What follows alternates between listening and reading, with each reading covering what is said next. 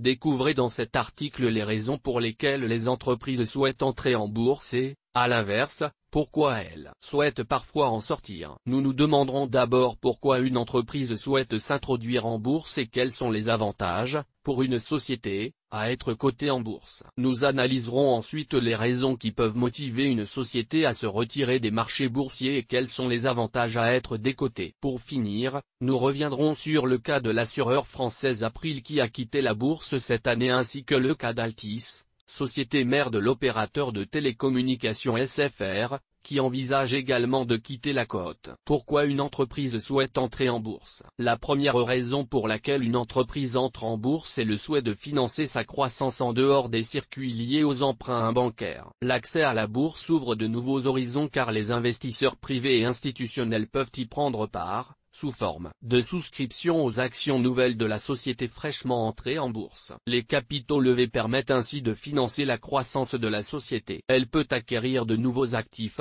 augmenter sa profitabilité, ou développer ses produits et services dans son pays d'origine ou à l'international. Outre ces éléments d'ordre financier, le côté réputation est également clé lors d'une introduction en bourse. IPO. La société est sous les projecteurs des investisseurs et sa notoriété augmente. Plus rarement, une IPO peut être motivée par le souhait d'un renforcement de bilan. Ce n'est donc plus la croissance qui dicte cette catégorie d'IPO mais le désir de consolidation du bilan, avec par exemple une augmentation des capitaux propres et mécaniquement une diminution de la quote-part de l'endettement financier de nature bancaire. Société, les avantages à être coté en bourse. Trouver du financement, lever des capitaux, c'est le principal avantage d'une IPO, en particulier pour financer la croissance. En effet, si une société souhaite faire appel à du financement en dehors des banques, les deux principales solutions sont l'IPO ou le financement auprès des sociétés de private equity. Être mieux connu, l'IPO augmente la notoriété des sociétés, aussi bien auprès des investisseurs qu'auprès de leurs partenaires économiques, clients, fournisseurs, etc.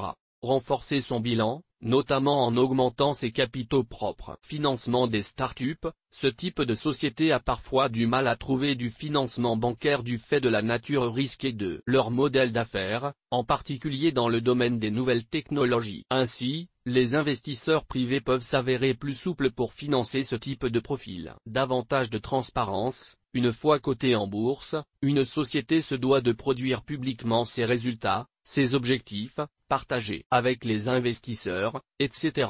Ce qui peut être un vecteur intéressant de crédibilité et d'attrait pour les nouveaux investisseurs. Liquidité. Être coté en bourse permet une meilleure liquidité du capital car les investisseurs peuvent acheter ou vendre leurs actions facilement. Pourquoi certaines sociétés quittent la bourse? Il peut arriver que certaines sociétés ne trouvent plus leur compte à rester en bourse, si elles considèrent que les inconvénients à être coté deviennent supérieurs aux avantages. En effet, être en bourse implique des contraintes et des obligations, et surtout, une certaine perte d'indépendance. Les trois principaux risques inhérents à la cotation en bourse auxquels une société s'expose sont, faire l'objet d'une OPA hostile. La pratique de l'OPA hostile, dite également OPA non amicale, consiste en la prise de participation conséquente au capital d'une société sans avoir négocié avec elle au préalable. Elle peut émaner de grands fonds d'investissement, d'autres sociétés, ou plus rarement d'investisseurs privés, particuliers, fortunés. S'exposer à la spéculation. Les fluctuations des cours de bourse sont parfois exacerbées comme l'indique par exemple le flash crack de mai 2010 où les actions de très grandes sociétés américaines capitalisant plusieurs milliards de dollars,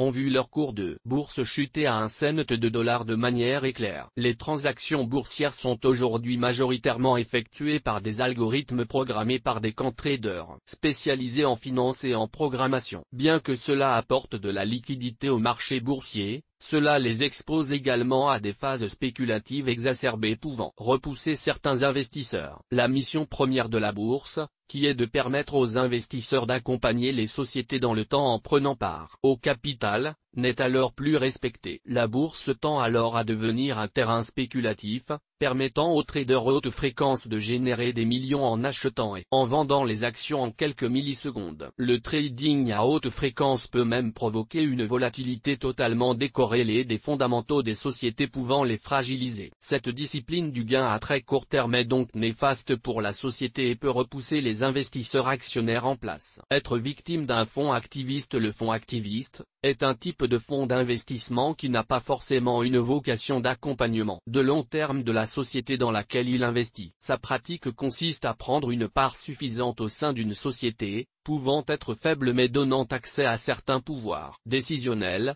pour laquelle il estime que le management peut être remis en cause afin d'en améliorer l'efficience et donc mécaniquement la profitabilité de la dite société. Par ce biais, une plus-value rapide est envisagée et le fonds activiste encaisse ses gains. Cette pratique peut être très déstabilisante car elle remet en cause le modèle économique d'une société même si celui-ci est déjà profitable, les fonds activistes en veulent davantage. Ainsi, le fait de vouloir quitter la bourse permet de se protéger de ces trois principaux risques. Sortir de la bourse, les avantages pour une société à ne plus être cotée. En complément de la disparition des trois principaux risques suscités, d'autres avantages sont liés à une sortie de la cote tels que une hausse de la latitude du management, les investisseurs étant plus stables une fois la société sortie de la bourse, le management, la direction, est plus libre dans sa politique. Une diminution des obligations légales et réglementaires inhérentes à la cotation en bourse, l'ensemble des publications réglementaires liées au marché financier,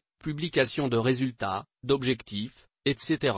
Les communications obligatoires auprès des investisseurs, le recours au droit de vote, etc. sont allégés. La plupart des données peuvent rester confidentielles. Une sortie des radars de l'AMF, autorité des marchés financiers, une fois redevenue privée, la société sort du champ de surveillance de l'AMF et des organismes de régulation des marchés boursiers. Sortir de l'exposition des analystes. Dans le même esprit que les fonds activistes, les analystes peuvent émettre des recommandations sur la politique de gestion de la société cotée. Son indépendance stratégique est donc retrouvée une fois en dehors des marchés boursiers. En conclusion, quitter la bourse peut être avantageux si la société estime que sa perte d'indépendance est trop forte. Mais cela n'est pas toujours possible car cela nécessite d'avoir les moyens d'effectuer le rachat des parts des investisseurs en place, leurs actions. En outre, la société ne pourra plus faire appel au financement issu des marchés boursiers mais devra, si besoin, faire appel aux banques ou au marché de la dette obligataire. Afin de procéder à une OPR, offre publique de retrait, l'initiateur doit détenir un minimum de 90% du capital et des droits de vote de la société. April, exemple d'une société qui a quitté la bourse. April est un groupe d'assurance français créé en 1988, spécialisé dans les contrats d'assurance santé-prévoyance, 2/3 de son chiffre d'affaires, ainsi que dans les contrats d'assurance dommages, emprunteurs, professionnels, et pour les entreprises. Son siège social est situé à Lyon. Elle est présente dans 22 pays et compte 3500 collaborateurs. La croissance du chiffre d'affaires d'April, bien que non fulgurante, a le mérite d'être constante d'année en année depuis plus de 10 ans. April est également une société faiblement endettée. Le groupe a décidé cette année de quitter la bourse après 23 ans de cotation, IPO en 1996. Elle a été radiée d'Euronext le 13 juillet 2020 au cours de 22 € par action, soit une capitalisation boursière de 903 millions d'euros. Voici le résumé des résultats financiers d'April au cours des 4 dernières années. 1017 millions d'euros de chiffre d'affaires pour un résultat net négatif de 0,83 millions d'euros en 2019. 962 millions d'euros de chiffre d'affaires pour un bénéfice net de 28,2 millions d'euros en 2018. 928 millions d'euros de chiffre d'affaires pour un bénéfice net de 39,6 millions d'euros en 2017. 861 millions d'euros de chiffre d'affaires pour un bénéfice net de 20 millions d'euros en 2016. L'OPR, offre publique de retrait, a été effectué par Andromeda Investissement. Le prix de 22 € par action apparaît comme raisonnable, voire attractif, au regard de la profitabilité du groupe, 87 millions d'euros entre 2016 et 2019, soit 21,7 millions d'euros en moyenne annuelle, établi à 2,4% de rentabilité bénéficiaire moyenne face à 903 millions d'euros de capitalisation lors de l'OPR. Une prime de 28% a été offerte aux actionnaires détenant le flottant restant, le lendemain de l'annonce de l'intention de retrait de la cote, le 28 décembre 2018. Notons également que la première tentative d'OPR d'April gérée par CVC Capital a échoué, 88,83% de parts au lieu des 90% nécessaires. L'investisseur Christian Burrus, homme d'affaires français spécialisé dans le secteur des assurances, par l'intermédiaire de ses holdings. AFI-SK et Dome Finance,